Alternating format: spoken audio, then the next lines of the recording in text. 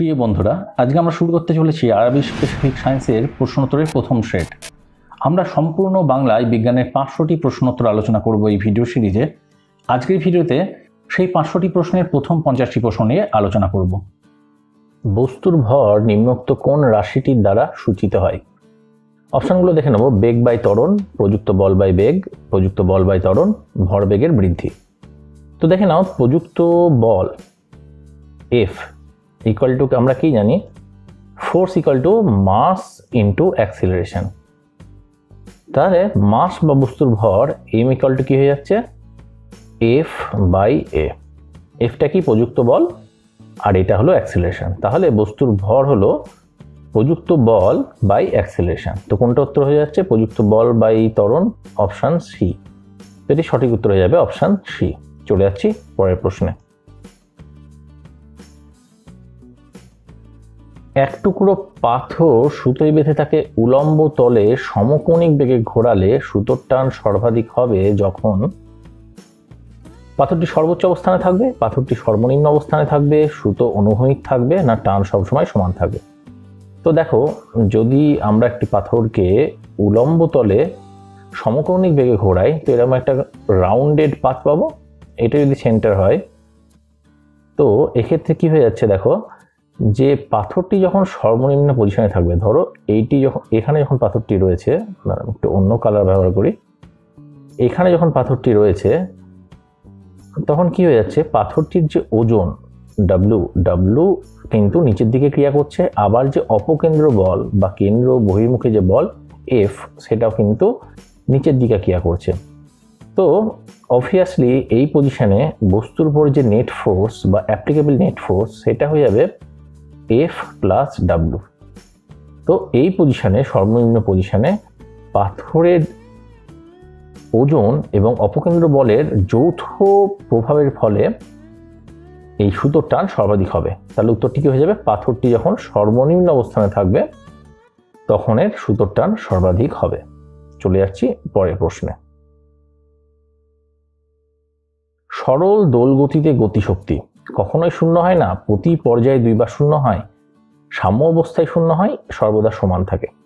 তো ধরো একটা পয়েন্ট রয়েছে, সেখান থেকে আমরা সুতো দিয়ে একটা বস্তুকে বেঁধেছি। তো ধরে নাও এটা হয়ে গেল আমার সেই বস্তুটা। এটাকে যখন আমরা সরল দোলগতিতে দোলাচ্ছি, এদিকেও যাবে এদিকেও যাবে, তো যখন এটাকে আমরা সরল দোলগতিতে দোলাচ্ছি তখন কি হচ্ছে, দেখো এই যে বস্তুটা যখন সর্বোচ্চ পজিশনে থাকে, দুবার থাকতে পারে, একবার লেফট হ্যান্ড সাইডে একবার রাইট হ্যান্ড সাইডে, তাই তো যখন সর্বোচ্চ পজিশনে থাকে তখন কিন্তু এর একবার উপরের দিকে যায়, তারপর এর যে বেগ সেটা শূন্য হয়, তারপর সেটা নিচের দিকে আসতে থাকে। তো এই যে যখন যে পয়েন্টে এর বেগ বা ভি ইকুয়াল টু 0 হয় তখন কিন্তু এটা সর্বোচ্চ পজিশন। তো সিমিলারলি লেফট হ্যান্ড সাইডেও সেটাই হবে, ভি ইকুয়াল টু যখন 0 হবে কখন হবে, যখন যেটা ওপর থেকে নিচ থেকে ওপর দিকে যাবে এবং এরপরে উপর থেকে নিচের দিকে যখন আসতে থাকবে ঠিক একটা পজিশনে ভি ইকুয়াল টু 0 হবে। তো দেখো যে এই যে দোলনকালটা রয়েছে তার প্রতি দোলনকালে কিন্তু এর দুবার, একবার যখন সর্বোচ্চ পজিশনে দুবার আসবে এবং প্রতি পর্যায়ে দুবার কিন্তু এর বেগ ইকুয়াল টু 0 হবে। আর যখন বেগ ইকুয়াল টু 0 বা ভি ইকুয়াল টু 0 তখন গতিশক্তি হাফ এম ভি স্কোয়ার সেটাও কিন্তু 0 হবে, কারণ ভি যদি 0 বসায় তাহলে half M V square equal to 0 হয়ে যাবে। সুতরাং প্রতি পর্যায়ে কিন্তু এর যে গতিশক্তি রয়েছে সেটা দুইবার 0 হবে। তো এক্ষেত্রে উত্তরটি যাবে বি, প্রতি পর্যায়ে এর যে গতিশক্তি রয়েছে সেটা দুইবার 0 হবে। চলে যাচ্ছি পরের প্রশ্নে। এসআই পদ্ধতিতে দৈর্ঘ্যের একক। অপশন রয়েছে সেন্টিমিটার, কিলোমিটার, মিটার, ডেকামিটার। তো এটা অত্যন্ত সোজা প্রশ্ন, এর উত্তরটি হলো মিটার। এসআই পদ্ধতিতে দৈর্ঘ্যের একক হলো মিটার। এসআই পদ্ধতিতে হলো মিটার বা এম। যদি সিজিএস পদ্ধতিতে জানতে চাওয়া হয়, সিজিএস পদ্ধতিতে হয়ে যাবে সেন্টিমিটার, সিএম। আর যদি এফপিএস পদ্ধতিতে জানতে চাওয়া হয় সেটা হচ্ছে ফুট, তাই তো। তো এই কটা মনে রাখো, অনেক ক্ষেত্রে আসতে পারে। এখানে এসআই জানতে চাওয়া হয়েছে, অন্য ক্ষেত্রে হয়তো সিজিএস বা এফপিএস যে কোনো একটা জানতে চাওয়া হতে পারে। চলে যাচ্ছি পরের প্রশ্নে। রোধের একক কি? রোধ বা রেজিস্ট্যান্স, তাই তো। অপশন রয়েছে দেখো মো, ওহম, ওহম সেন্টিমিটার, ভোল্ট। তো এর উত্তরটা যাবে ওহম, OHM, ওহম। এটাকে আমরা কিভাবে লিখি? এইভাবে লিখে রাখি। তো রোধের একক হলো ওহম। চলে যাচ্ছি পরের প্রশ্নে। গেইগার মুলার কাউন্টার কি নির্ণয়ে ব্যবহৃত হয়? ভূগর্ভস্থ তৈলক্ষেত্র, না কয়লা, না তেজস্ক্রিয়তা, না শব্দের গতিবেগ ও দিক? তো এটি সঠিক উত্তর হয়ে যাবে তেজস্ক্রিয়তা। এই যে গেইগার মুলার কাউন্টার রয়েছে সেটি দিয়ে আমরা তেজস্ক্রিয়তা পরিমাপ করতে পারি। চলে যাচ্ছি পরের প্রশ্নে। দৈর্ঘ্য পরিমাপের সব থেকে বড় একক কি? আলোকবর্ষ, নটিক্যাল মাইল, পারসেক, না অ্যাস্ট্রোনমিক্যাল ইউনিট? তো এটি সঠিক উত্তর হয়ে যাবে পারসেক। এই যে দৈর্ঘ্য পরিমাপ তার সব থেকে বড় একক হলো বা সবচেয়ে বড় একক হলো পারসেক। যদি এ নিয়ে কিছু বিতর্ক রয়েছে, কিন্তু এখনো পর্যন্ত সমস্ত এক্সামগুলিতে দৈর্ঘ্য পরিমাপের সব থেকে বড় একক পারসেকই ধরা হয়ে থাকে। চলে যাচ্ছি পরের প্রশ্নে। ভূকম্পনের তীব্রতা পরিমাপের সময় যে স্কেল ব্যবহৃত হয় তার নাম? Earthquake scale, seismo scale, Richter scale, না পায়োনিয়ার স্কেল? তো এটি সঠিক উত্তর হিসেবে রিক্টার স্কেল। এই যে রিক্টার স্কেল রয়েছে সেটি 1935 খ্রিস্টাব্দে আবিষ্কার করেছিলেন চার্লস রিক্টার। তো তার নাম অনুসারেই এই স্কেলটির নাম রাখা হয়েছে রিক্টার স্কেল। চলে যাচ্ছি পরের প্রশ্নে। বিভব পার্থক্যের একক কি? অপশন রয়েছে দেখো, অ্যাম্পিয়ার, কুলম্ব, ভোল্ট, না ইলেকট্রন ভোল্ট? তো এই যে বিভব কথাটা হলো ভোল্টেজ, এই যদি ইংলিশ আমরা লিখি সেটা হলো ভোল্টেজ, আর পার্থক্য হলো ডিফারেন্স, ডিআইএফ। তো অবভিয়াসলি যে ভোল্টেজ ডিফারেন্স তার যে ইউনিট হবে সেটা হয়ে যাবে ভোল্ট। তো উত্তর হবে অপশন সি, ভোল্ট। চলে যাচ্ছি পরের প্রশ্নে। স্থির তড়িৎ পরিমাপের জন্য ব্যবহৃত হয় সোনোমিটার, পাইরোমিটার, ল্যাক্টোমিটার, না ইলেকট্রোস্কোপ? তো এটি সঠিক উত্তর হয়ে যাবে ইলেকট্রোস্কোপ। এই যে ইলেকট্রোস্কোপ রয়েছে সেটি কিন্তু স্থির তড়িৎ বা স্ট্যাটিক ইলেকট্রিসিটি, কি স্ট্যাটিক ইলেকট্রিসিটি পরিমাপের জন্য ব্যবহৃত হয়। চলে যাচ্ছি পরের প্রশ্নে। কোন যন্ত্রের সাহায্যে তরলের ঘনত্ব নির্ণয় করা হয়? Option A hygrometer, option B hydrometer, option C tachometer, option D spirometer? তো সঠিক উত্তর হয়ে যাবে অপশন বি হাইড্রোমিটার। এটা একটু মনে রেখো, হাইগ্রোমিটার যদি থাকে, এই যে হাইগ্রো, এটা কিন্তু হিউমিডিটি মাপার জন্য বা আর্দ্রতা মাপার জন্য ব্যবহার করা হয়। তো এটা কিন্তু অপশন অ্যান্সার হবে না, অপশন হবে হাইড্রোমিটার। এই দুটির মধ্যে অনেকে কিন্তু গুলিয়ে ফেলে, তো এটা একটু ভালো করে মনে রেখো, দুটির মধ্যে যে কোনোটি জানতে চাওয়া হতে পারে। চলে যাচ্ছি পরের প্রশ্নে।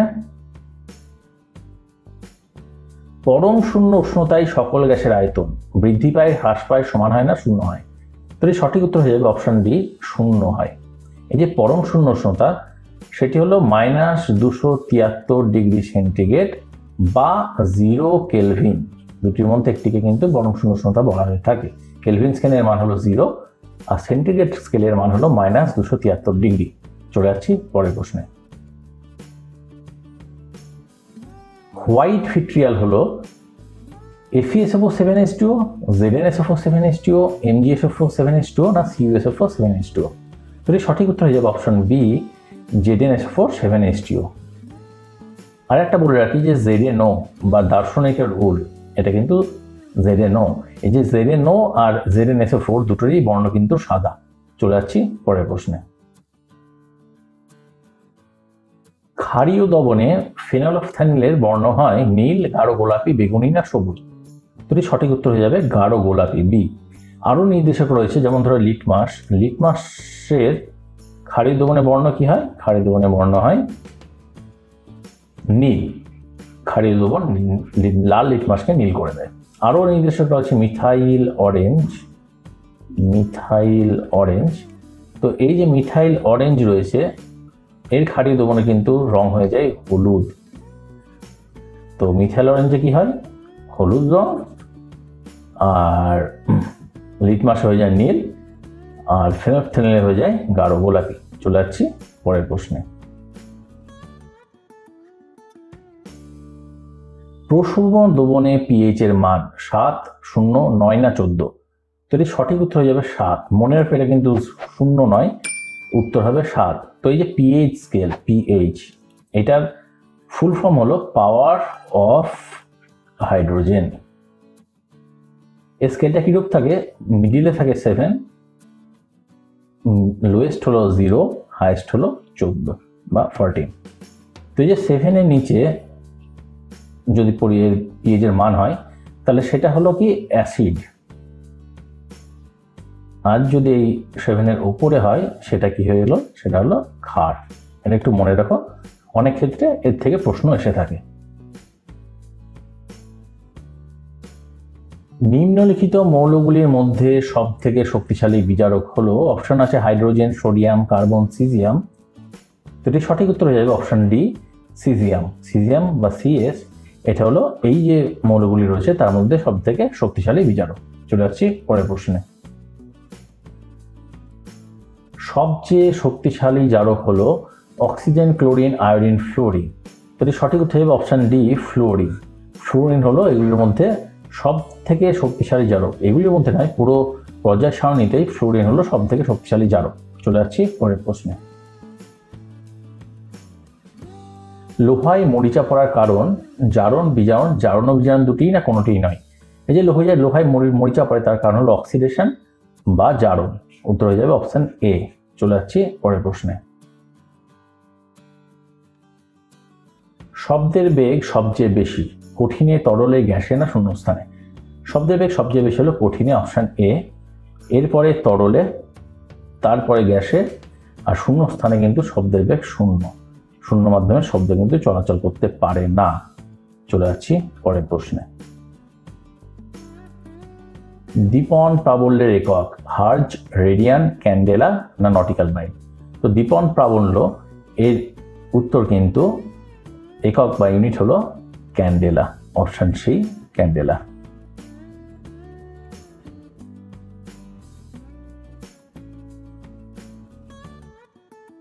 ভরবেগ কি রাশি?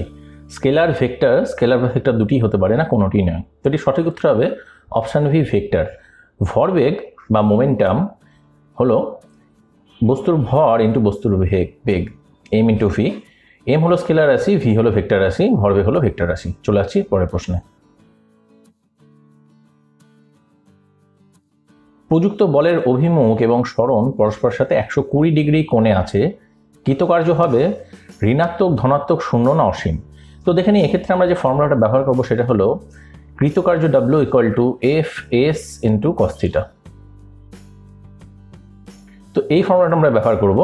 তো এখানে দেখো থিটা কত বলেছে, থিটা ইকুয়াল টু 120 ডিগ্রি। তো যদি কস থিটা, কস 120 ডিগ্রি আমরা বার করি, সেটার মান কিন্তু -0.5। তো যেহেতু মাইনাস রয়েছে তার জন্য কিন্তু এর যে ভ্যালু, কৃতকার্যের ভ্যালু, সেটা কিন্তু ঋণাত্মক হবে। তো উত্তর কোনটা হবে, অপশন এ, ঋণাত্মক। তো এখানে যে কোনো কোণ বলে দেওয়া থাকতে পারে। তো তোমরা যদি কোনটি, ওই কোণের ভ্যালু তোমরা যে কস সেই থিটার ভ্যালু জানতে পারো, বা কোনটা কোন কোয়াড্রেন্টে আছে সেটা যদি জানতে পারো, তাহলে কিন্তু এটা খুব সহজেই সলিউশন করা যাবে। চলে আসছি পরের প্রশ্নে। 10 গ্রাম রেডিয়ামকে 10 গ্রাম রেডিয়াম সালফেট করা হলো, এতে তেজস্ক্রিয়তার কি পরিবর্তন হয়? হয় না, হতেও পারে আবার নাও হতে পারে, বলা সম্ভব নয়। তো দেখে নাও, এই যে 10 গ্রাম রেডিয়াম বা যে কোনো তেজস্ক্রিয় পদার্থকে যদি সেই তেজস্ক্রিয় পদার্থের কোনো যৌগে পরিণত করা হয়, সেক্ষেত্রে কিন্তু এর তেজস্ক্রিয়তার কোনো পরিবর্তন হয় না। সুতরাং উত্তরটি হয়ে যাবে অপশন বি। এখানে রেডিয়াম ছাড়াও কিন্তু অন্য তেজস্ক্রিয় পদার্থ দেওয়া থাকতে পারে, কিন্তু উত্তরটা হয়ে যাবে এর কোনো পরিবর্তন হয় না। চলে যাচ্ছি পরের প্রশ্ন।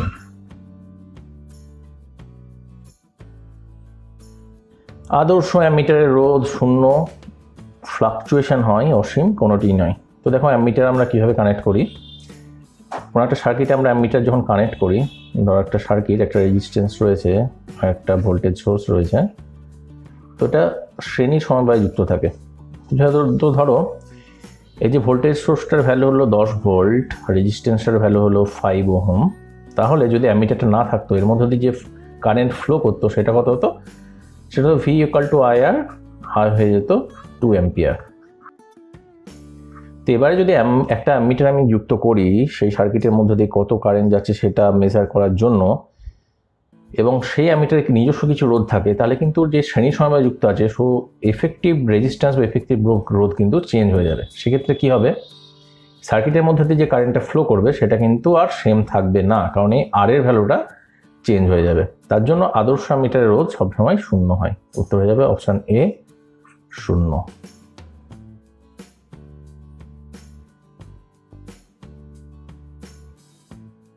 নিচের কোনটি ফুলমিনোলজি এর বিষয়বস্তুর মধ্যে পড়ে?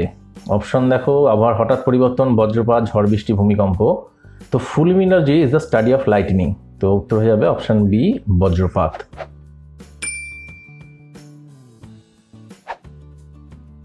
একটি 100 ওয়াট 250 ভোল্ট বাল্বের মধ্যে কতটা কারেন্ট যাবে? অপশন হচ্ছে 0.2 অ্যাম্পিয়ার, 0.3 অ্যাম্পিয়ার, 0.4 অ্যাম্পিয়ার, 0.5 অ্যাম্পিয়ার। তো এক্ষেত্রে যে ফর্মুলাটা আমরা ব্যবহার করে থাকি সেটা হলো W = V × I। W হলো ওয়াটেজ, V হলো ভোল্টেজ, I হলো কারেন্ট। তো এখানে দেখো কি বলা রয়েছে, 250 ভোল্ট, তো 250 × I। ওয়াট কত বলা রয়েছে? ওয়াট বলা রয়েছে 100 ওয়াট। তাহলে যদি আমরা সলিউশন করি, I = 100/250 = 0.4। তো উত্তর হয়ে যাচ্ছে দেখো 0.4 অ্যাম্পিয়ার।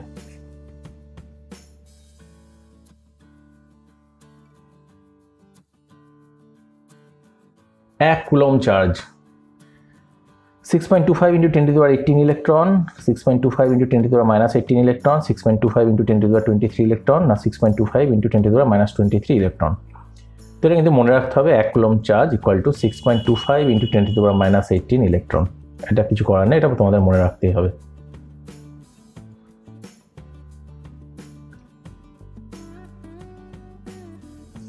বায়ুতে শব্দের গতিবেগ প্রায় 30,000 metre per second, 300 metre per second, 1000 metre per second, 100 metre per second.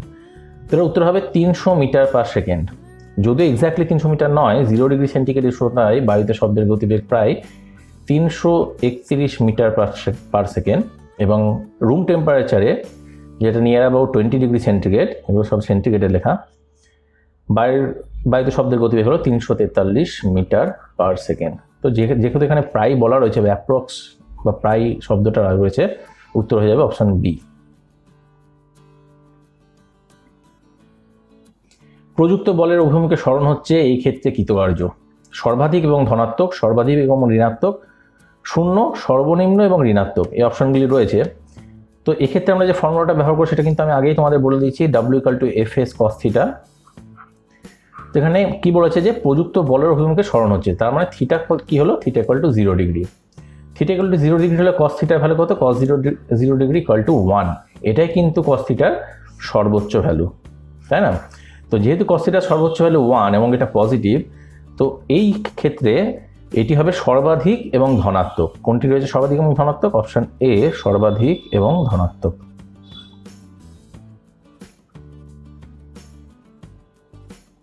এই প্রশ্নে কি বলেছে, সেলসিয়াস এবং ফারেনহাইট স্কেলে সমান পাঠ পাওয়া যাবে 40 ডিগ্রি, -40 ডিগ্রি, 32 ডিগ্রি আর -32 ডিগ্রি। তো দেখো এক্ষেত্রে আমরা যে ফর্মুলাটা ব্যবহার করি সেটা হলো C/5 = F - 32/9। এখানে কি বলেছে, সেলসিয়াস এবং ফারেনহাইট স্কেলে সমান পাঠ পাওয়া যাবে। তো ধরে নিই যে সেলসিয়াস এবং ফারেনহাইট স্কেলে যে পাঠটি থাকবে সেটা হলো x ডিগ্রি। তো আমরা যদি ভ্যালুটা বসায় দেখো, x/5 = x - 32/9। আমরা যদি কোনাকুনি গুণ করি, 9x = 5x - 5 × 32। এখানে জায়গা নেই, আমরা উপরে চলে যাচ্ছি। এখান থেকে যদি এখানে আসি, 4x = -5 × 32, অর্থাৎ x = -5 × 32/4 = যদি 4 দিয়ে কাটি এটা হয়ে যাচ্ছে 8 - 40। অর্থাৎ -40 ডিগ্রি উষ্ণতায় সেলসিয়াস এবং ফারেনহাইট স্কেলের সমান পাঠ পাওয়া যাবে। অপশনের উত্তর হয়ে যাবে অপশন বি।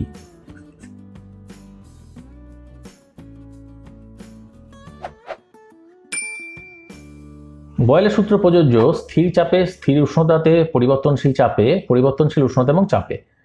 তো এর উত্তর হয়ে যাবে স্থির উষ্ণতাতে। বয়েলের সূত্রটা কি? বয়েলের সূত্রে বলাই রয়েছে যে স্থির তাপমাত্রা বা উষ্ণতাতে নির্দিষ্ট ভরের কোনো গ্যাসের আয়তন সেই গ্যাসের উপর প্রযুক্ত চাপের ব্যস্তানুপাতিক, অর্থাৎ P inversely proportional to 1/v, যেখানে T = কনস্ট্যান্ট। তো এখানে উত্তরটি হয়ে যাবে বি, স্থির উষ্ণতাতে। চলে যাচ্ছি পরের প্রশ্নে। ফ্লেমিং এর বামহস্ত নিয়ম প্রয়োগ হয় মোটরে, ডায়নামোতে, ট্রান্সফরমারে, না কোনোটিতেই নয়? তো এটি সঠিক উত্তর হয়ে যাবে মোটরে। তো এখানে আমি বলে রাখি যে একটা ট্রিক মনে রাখবে, তাহলে এটা কিন্তু খুব সহজেই গোলাবে না তোমাদের, যে কোনটা বামহস্ত ডানহস্ত কোনটা কোন ক্ষেত্রে প্রয়োগ করা হয়। তো ট্রিকটা হলো ডানহস্ত নিয়ম প্রয়োগ করা হয় ডায়নামোতে। এই যে ড মিলে যাচ্ছে, দেখো, ডানহস্ত যদি ডায়নামোতে হয় তাহলে বামহস্ত হবে মোটরে। তো তুমি এই ডান থেকে ডায়নামো এটা কিন্তু মনে রাখো। তো এখান থেকে এই ট্রিকের সাহায্যে কিন্তু এগুলো মনে রাখা খুব সোজা। তো বামহস্ত গেল মোটরে। চলে যাচ্ছি পরের প্রশ্নে।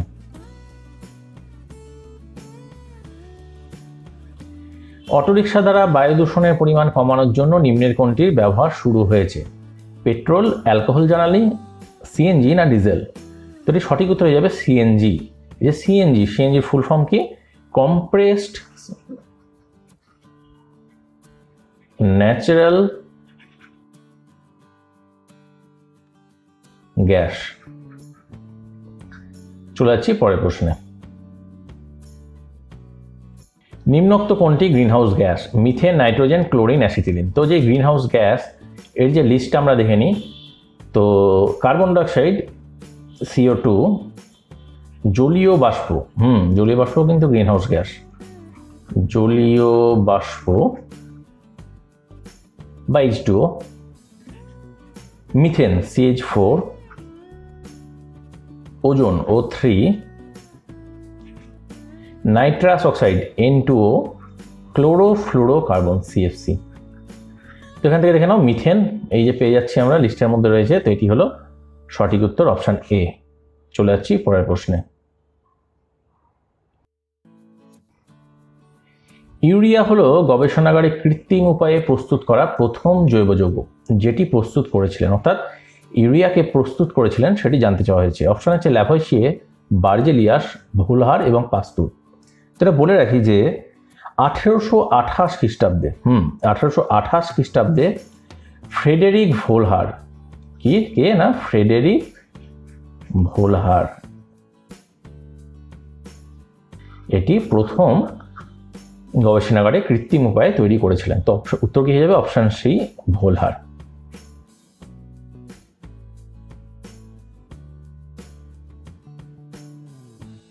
অ্যালকেন যৌগরাশিতে মিথেনের পর আসে প্রোপেন, বিউটেন, বেঞ্জিন, ইথেন। তো অ্যালকেন যৌগরাশির যে জেনেরিক ফর্মুলা সেটা হলো CnH2n+2। এটা হলো জেনেরিক ফর্মুলা। মিথেন হলো CH4। মিথেনের ক্ষেত্রে এই যে n = 1, লিখে হচ্ছে CH4। তাহলে অবশ্যই নেক্সট কি হবে? n = 2। n = 2 যদি আমরা বসাই, কি আসছে? C2H, 2 × 2 + 2 H6, তাই তো? তো এটির উত্তর হয়ে গেল, এটা হলো ইথেন। এই যে ইথেন, এটাই কিন্তু এই C2H6। তো এটার অ্যান্সার হয়ে গেল অপশন ডি, ইথেন। চলে যাচ্ছি পরের প্রশ্নে। ঝালাইয়ের কাজে ও কৃত্রিম উপায়ে ফল পাকানোর কাজে ব্যবহৃত জৈব যৌগটি হলো CH4, C3H8, C2H2, C2H4। তো এটির উত্তর হয়ে গেল C2H2, বা এটাকে আমরা আর কি নামে জানি? এটাকে আমরা অ্যাসিটিলিন নামেও কিন্তু চিনি, অ্যাসিটিলিন। তো এটি ঝালাইয়ের কাজে এবং কৃত্রিম উপায়ে ফল পাকানোর কাজে ব্যবহৃত হয়। চলে যাচ্ছি পরের প্রশ্নে। হাইড্রোজেন পারক্সাইডে নিচের কোন যৌগের সমপরিমাণ ইলেকট্রন রয়েছে? আচ্ছা, তো হাইড্রোজেন পারক্সাইডের ফর্মুলাটা কি? H2O2। এতে কটি ইলেকট্রন রয়েছে? হাইড্রোজেনের প্রতিটি পরমাণুতে একটি করে রয়েছে, দুটিতে হলো 2। অক্সিজেনের একটি পরমাণুতে রয়েছে 8টি করে, দুটিতে হলো 16। তো 2 + 16 = 18। এবার আমরা দেখে নিই যেগুলোর মধ্যে কি করে হচ্ছে। সেকেন্ড অপশনে কি রয়েছে? CH3OH। কার্বনে কটা রয়েছে? একটি কার্বন পরমাণুতে ইলেকট্রনের সংখ্যা রয়েছে 6টি। হাইড্রোজেন একটি পরমাণুতে রয়েছে 3টি, এই একটিতে রয়েছে একটি, 3টিতে রয়েছে তাহলে 3টি, H3 + 3। অক্সিজেনে একটিতে কটি রয়েছে? 8টি। হাইড্রোজেন একটিতে কটি রয়েছে? একটি। যোগ করে দেখা হতে হচ্ছে 6 আর 3 9, 9 আর 8 17 প্লাস 8 18। তাহলে কিন্তু দেখো, ও আচ্ছা আচ্ছা, আমি কিন্তু এই প্রথমটা করতে ভুলে গেছি, প্রথমটা দেখে নিই একটু। Hydrogen is equal to 1, carbon equal to 6, hydrogen equal to 1, oxygen equal to 8। 1 আর 6 7 আর 1 8 8 16। তাহলে এই যে HCHO এটা হলো 16, CH3OH এটা হলো 18। তাহলে দেখো যে এই যে এটার সঙ্গে কিন্তু এটা ম্যাচ করে যাচ্ছে, হাইড্রোজেন পারঅক্সাইডেও 18 আর CH3OH এটারও কিন্তু 18, তাই না? তাও আমরা একবার চেক করে নিই, জাস্ট ফর ওন স্যাটিসফ্যাকশন। পরেগুলো দেখে নিই। CH2 C কার্বন হলো 6, হাইড্রোজেন 2 পরমাণু অর্থাৎ 2, আবার কার্বন 6, হাইড্রোজেন 2 পরমাণু 2, 6 2 8 আর 6 14 আর 2 16। এটাও কিন্তু হচ্ছে না, এটাও কিন্তু হয়নি। লাস্টেরটা দেখে নিই। CH3 6 প্লাস H3 তিনটে হাইড্রোজেন 3 প্লাস 6 প্লাস 1 প্লাস 8, এটা কত হচ্ছে দেখো, 6 আর 3 9 আর 6 15 16 আর 24। তাহলে এটাও কিন্তু হচ্ছে না। তো কোনটি হলো একমাত্র হলো এই যে CH3OH। তো সঠিক উত্তর কি হয়ে যাবে? Option B, CH3OH। চলে যাচ্ছি পরের প্রশ্নে।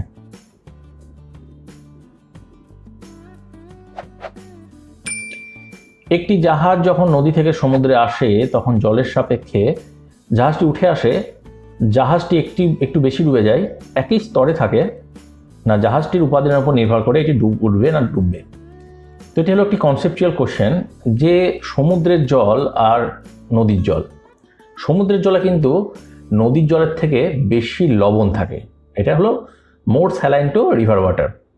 এর জন্য কি হয় যে সমুদ্র জলের যে ডেনসিটি বা ঘনত্ব রয়েছে সেটা কিন্তু নদীর জলের থেকে অনেক বেশি হয়। এই কারণে একটি জাহাজ যখন নদী থেকে সমুদ্রে আসবে তখন সেটি জলের সাপেক্ষে জাহাজটি উঠে আসবে। উত্তর হয়ে যাবে অপশন এ। চলে আসছি পরের প্রশ্নে। লাইম ওয়াটারে রয়েছে sodium hydroxide, calcium hydroxide, sodium carbonate, calcium carbonate. তো এই যে লাইম ওয়াটার হলো ক্যালসিয়াম হাইড্রক্সাইডের লঘু জলীয় দ্রবণ।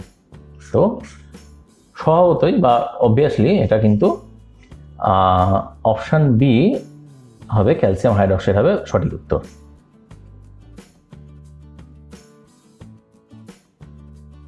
ভূপৃষ্ঠে গতিশীল কোনো বস্তু কিছু সময় পরে নিজে থেকেই থেমে যায়, জাড্য ধর্মের জন্য, ঘর্ষণ বলের জন্য, ভরবেগের সংরক্ষণ সূত্রের জন্য, না অভিকর্ষজ বলের জন্য?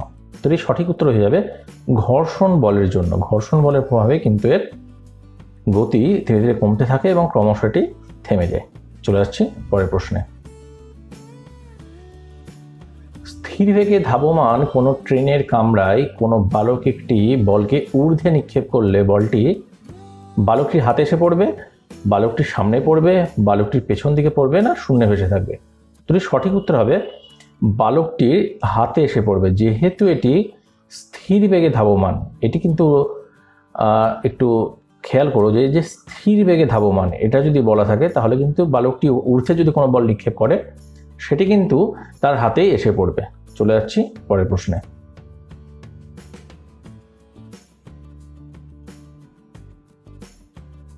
বৃত্তপথে ভ্রমণরত কোনো বস্তু সর্বদা কোন ধর্ম নিয়ে পরিভ্রমণ করে?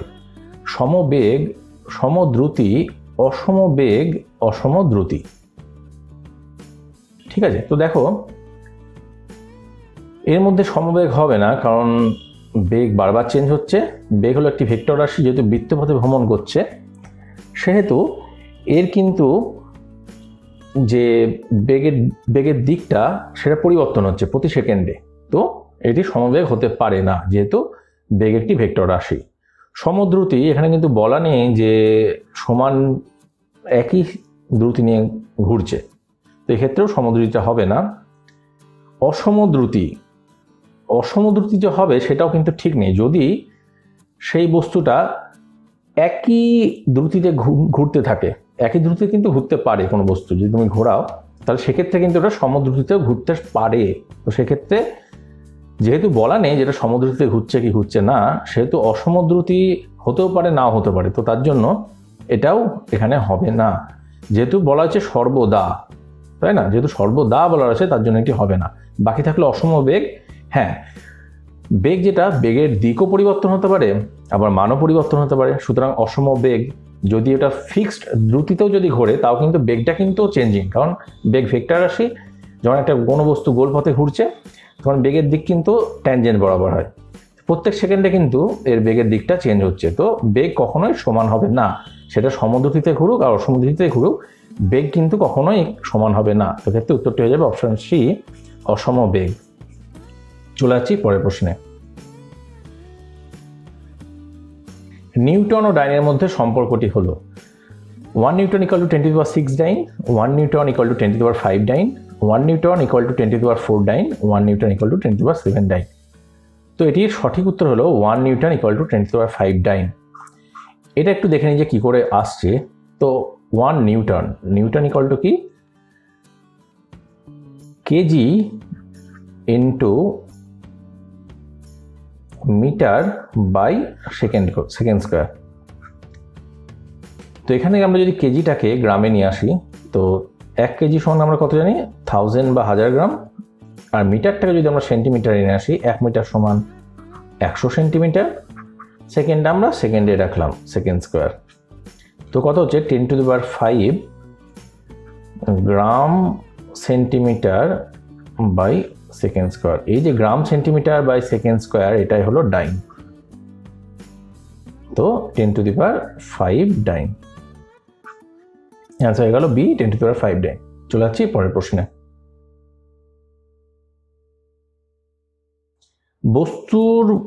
বস্তুর ড্যাশের পরিমাপক।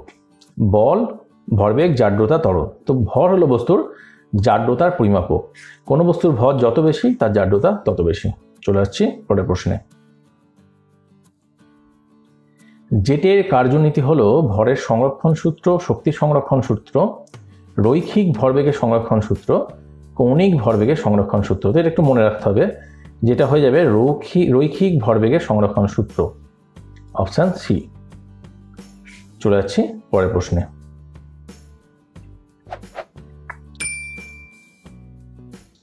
কোনো কঠিন পদার্থকে উত্তপ্ত করলে সরাসরি বাষ্পে পরিণত হলে সেই ঘটনাটিকে কি বলে? বাষ্পীভবন, ঊর্ধ্বপাতন, গলন না ব্যাপন? তো এটি সঠিক উত্তর হয়ে যাবে ঊর্ধ্বপাতন। এই যে ঊর্ধ্বপাতন, সেটি ক্ষেত্রে কিন্তু কোনো কঠিন পদার্থ সরাসরি গ্যাস বা বাষ্পে পরিণত হয়, মিডিলে যে কঠিন থেকে তরল হয় সেই স্টেটটা কিন্তু আসে না। এই যে ঊর্ধ্বপাতন, সেটাকে আমরা ইংলিশে কি বলি, সাবলিমেশন। এটা মনে রাখবো, অনেক ক্ষেত্রে ইংলিশ টার্ম দিয়েও কিন্তু প্রশ্নটা আসতে পারে। তো এক্ষেত্রেও কিন্তু এটা ইম্পর্ট্যান্ট, এই টার্মটা কিন্তু একটু মনে রাখো। চলে যাচ্ছি পরের প্রশ্নে। আতশবাজিতে সবুজ রং উৎপন্ন করতে কোন পদার্থের ক্লোরাইড লবণ ব্যবহার করা হয়? অপশন রয়েছে ক্যালসিয়াম, সোডিয়াম, বেরিয়াম, স্ট্রনসিয়াম। তো আমরা দেখে নিই যে কোনটির লবণ কি রং বা বর্ণ আনে। তো যে ক্যালসিয়াম রয়েছে, ক্যালসিয়াম কি রং আনে? ক্যালসিয়াম রং আনে অরেঞ্জ বা কমলা। সোডিয়াম লবণ কি রং আনে? সোডিয়াম আনে হলুদ বা ইয়েলো। বেরিয়াম আনে গ্রিন বা সবুজ। আর স্ট্রনসিয়াম মানে রেড। তো এগুলো কিন্তু মনে রাখবো, যে কোনো একটি তুলে বলতে পারে যে এই রং উৎপন্ন করতে কোন কোন পদার্থের লবণ ব্যবহার করা হয়। এখানে যেহেতু আমরা সবুজ পেয়েছি, সবুজ কোনটা হচ্ছে গ্রিন, বেরিয়াম, উত্তর হয়ে যাবে অপশান সি, বেরিয়াম। কিন্তু বাকিগুলো কিন্তু খুব ইম্পর্টেন্ট, এগুলো কিন্তু তোমরা একটু মনে রেখো, কারণ এর মধ্যে যে কোনোটাই কিন্তু পরীক্ষার হলে আসতে পারে। চলে যাচ্ছি পরের প্রশ্নে। পার্ল অ্যাশ এর রাসায়নিক সংকেত কি? K2CO3, NaOH, Na2CO3 না Na2SO4? তো এটি সঠিক উত্তর হয়ে যাবে K2CO3। এই যে পার্ল গ্যাস বা পটাশ, এটাকে পটাশও বলা হয় থাকে। তো এটির রাসায়নিক সংকেত হলো K2CO3। চলে যাচ্ছি পরের প্রশ্নে। নিম্নের কোনটি তাপ পরিমাপের একক? জুল, নিউটন, ভোল্ট না ফ্লাক্স? তাপ কিন্তু পরিমাপ করা হয় জুল এককে। নিউটন কি? Newton force. ভোল্ট হলো ভোল্টেজ ডিফারেন্স।